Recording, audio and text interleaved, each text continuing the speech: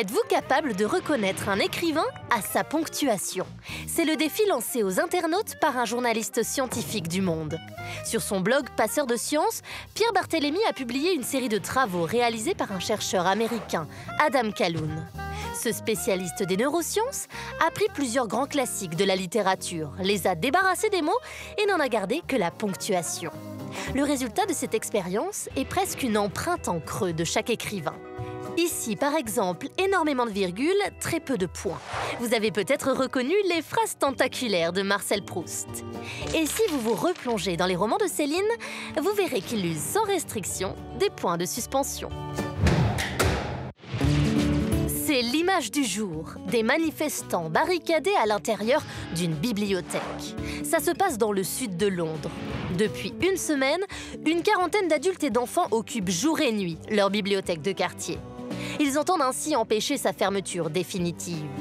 Au Royaume-Uni, les bibliothèques publiques connaissent une crise sans précédent. D'après la BBC, en l'espace de 6 ans, près de 350 établissements ont fermé.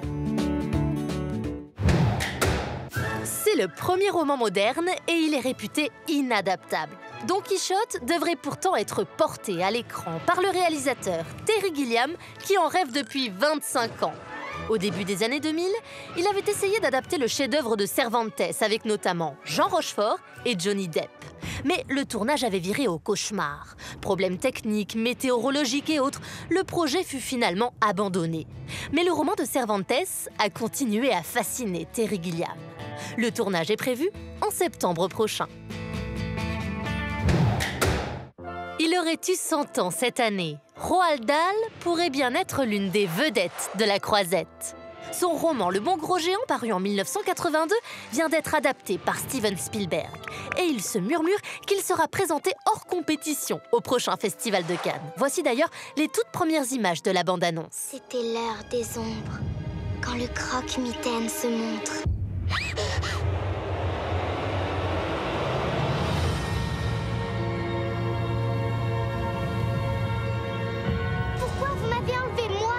Parce que j'ai entendu ton petit cœur solitaire. Sortie prévue en salle le 20 juillet prochain.